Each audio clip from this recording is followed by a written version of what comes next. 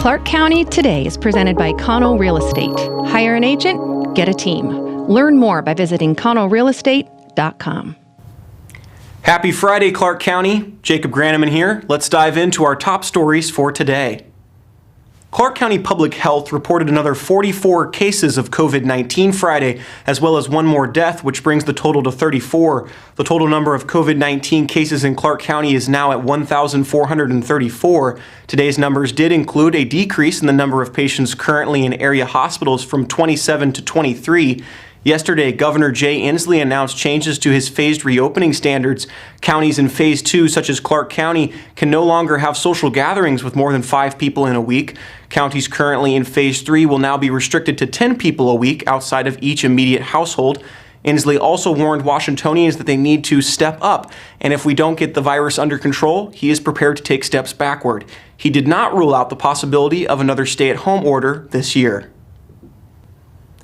Between Clark and Skamania counties, 7 people lost their lives on motorcycles last year, and 27 more were seriously injured. Just in the last month, 36 people have died riding in Washington state. The Target Zero program aims to change that. In collaboration with the Washington Traffic Safety Commission's Target Zero, the Clark County Sheriff's Office, Washougal Police Department, and other agencies are focusing extra patrols on motorcycle safety through the month of July.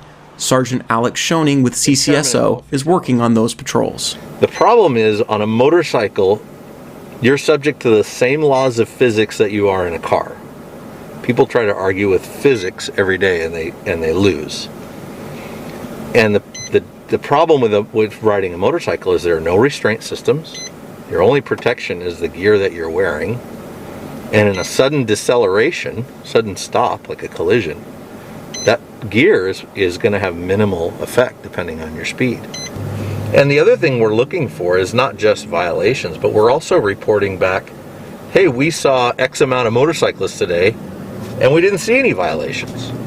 So that's also a good metric to report. Yeah, if there are folks out operating their motorcycles or their motor vehicles, for example, and we're not seeing the violations that during that emphasis, then we're noting that, we're statistically noting that as well.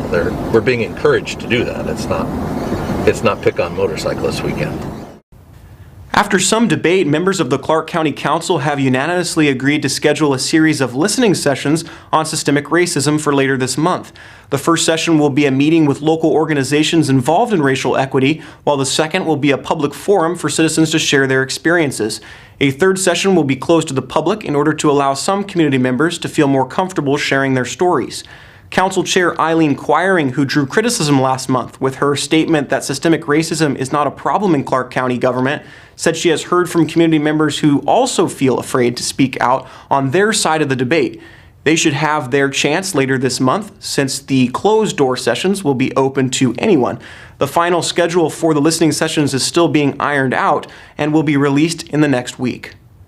Earlier this week, we told you about an ethics complaint filed by the president of the Portland-Vancouver Junction Railroad against Clark County Councilor John Blum, and that it is tabled for now. The council decided not to move ahead until after the upcoming election and a review of their processes for investigating complaints against the county's governing board. Temple has alleged Blum's campaign threatened him over contributions his company made to the county Republican Party. The allegation was again denied by Blum on public record Wednesday, though he has declined to take Temple up on an offer to do a polygraph. Eric Temple has been tangled up in acrimonious dispute with the county over the validity of his 2004 lease agreement, the future of freight rail dependent development, and now this. You can read the full story at clarkcountytoday.com. Vancouver City Councilor Bart Hansen describes the results of a 2020 community survey released earlier this week as unacceptable. Respondents felt the city of Vancouver is doing much worse in key areas as delivering services, transparency, managing the public's money, and focusing on the things that matter most to residents, compared to a similar survey done 3 years ago. In a release, the city noted the residents are generally satisfied with the livability, safety, and public services provided by the city, while noting the overall satisfaction levels have dropped. The survey was conducted prior to COVID-19. Hansen said the poor performance is not a reflection of the frontline staff, rather on the people making policy at the city. Responsibility starts at the top, Hansen said. We are seeking a response from Vancouver Mayor Anne McInerney-Ogle and will update the story.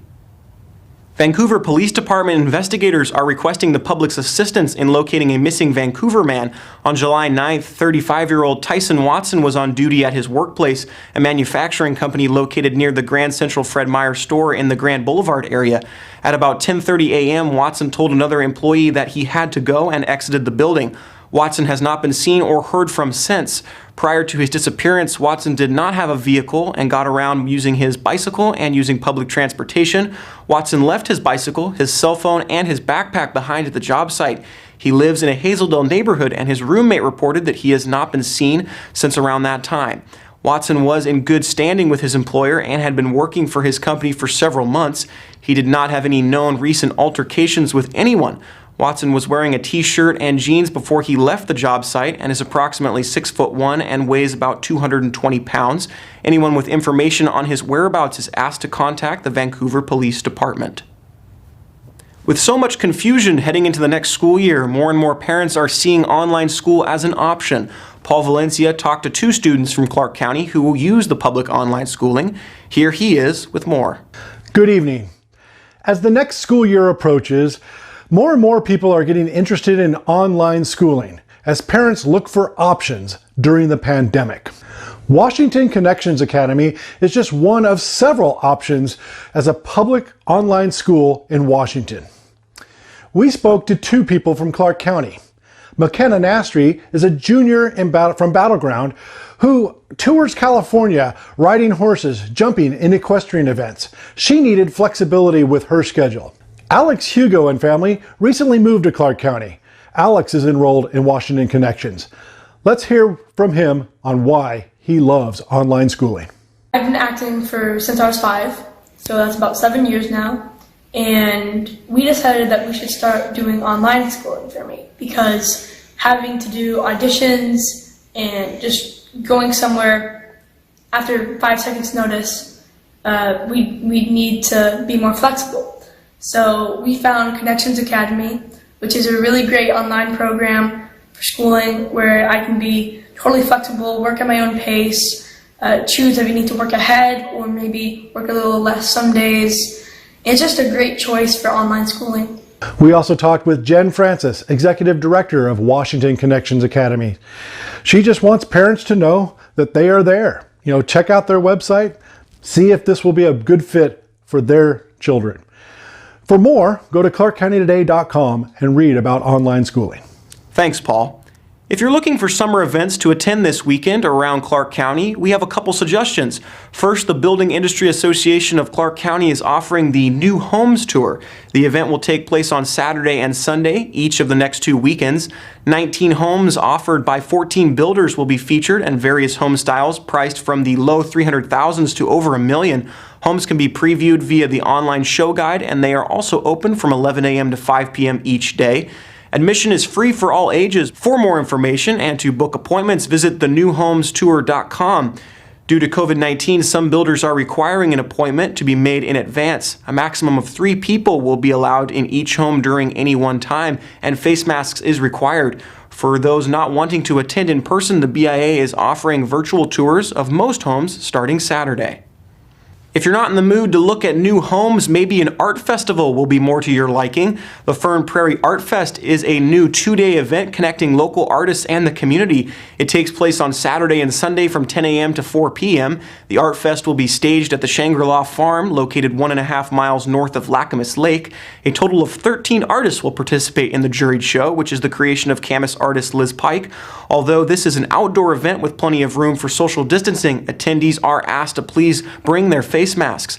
Attendees will park at the Grove Field Airport parking lot in Camas. You can either walk the quarter-mile trail through the woods to the Shangri-La Farm or take the free Sunflower mobile shuttle service. For more information, directions, and to view art by all 13 artists, visit lizpike.art or read our full story at clarkcountytoday.com. Today was a mild weather day around the area, but by Monday things are expected to heat up in Clark County. The National Weather Service reports that temperatures could reach 91 degrees on Monday and Tuesday. Sunday's expected high is 86 degrees. It will remain warm throughout the next week with an expected high of 87 degrees on Wednesday, and a 7-day forecast calls for a temperature of 83 degrees on Thursday. So if you're going outside, get out those floppy hats and the sunscreen. Well, there's a speedy check of the stories we're following for you at ClarkCountyToday.com. Be sure to follow us on all the social media platforms, Facebook, Twitter, Instagram, and YouTube to be part of the conversation and know when stories are posted. You can also send us news ideas to our email, news@ClarkCountyToday.com. For all of us, I'm Jacob Graneman. Thanks so much for watching. Have a great weekend, and we'll see you again next week.